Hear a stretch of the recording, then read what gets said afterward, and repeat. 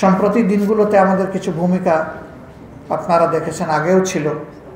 তবে দুর্ভাগ্যজনকভাবে 15.5 বছর আমরা আমাদের মুখের ভাষা জনগণের কাছে পৌঁছাতে পারিনি। আমাদের কর্মের বিষয়গুলো আমরা জনগণকে সম্পৃক্ত করতে পারিনি। আমরা আপনাদের মিডিয়াগুলোতে চেষ্টা করতাম আমাদের বক্তব্যগুলো পৌঁছানোর, কিন্তু সেখানে যে কোনো কারণেই হোক এই জায়গা থেকে আপনারা হয়তো মনের আগ্রহ থাকা সত্ত্বেও পারতেন না বলে আমরা ধারণা করি। আপনারা করতেন না এটা বলছি না, আমরা বলছি পারতেন না। এই না পারার জায়গাটা চিরতরে বিলীন হয়ে যাক, নিশ্চিহ্ন হয়ে যাক, এটা দোয়া করি।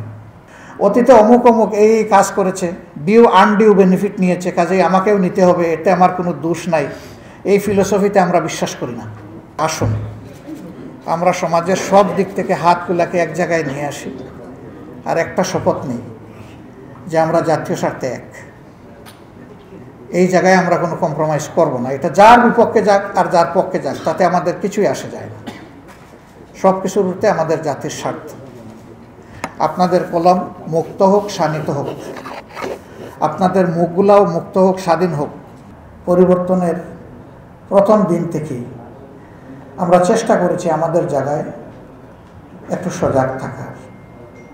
আমরা সকল ধর্মীয় প্রতিষ্ঠানে আমাদের যা সামর্থ্য আছে তাই নিয়ে আমরা দাঁড়ায় গেছি যে এখানে ধর্মের ভিত্তিতে কাউকে কোনো কিছু করতে দেওয়া হবে না।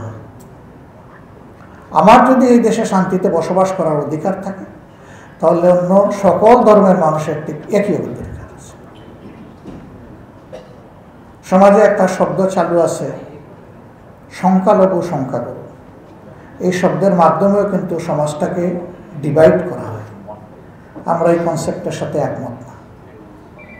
নাইদার মেজরিটি নর মাইনরিটি, উই ডিমান্ড ইউনিটি।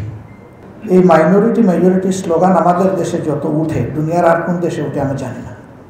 বিশেষ পরিস্থিতিতে কাউকে কাউকে পাহারা দিতে হবে কেন? আমার জন্য যদি পাহারা না লাগে, আরেকজনের জন্য লাগবে কেন? এই সংস্কৃতি উঠে যাক, সেটা আমরা চাই। সবাই যেন এখানে নিরাপত্তার গ্যারান্টি পায়।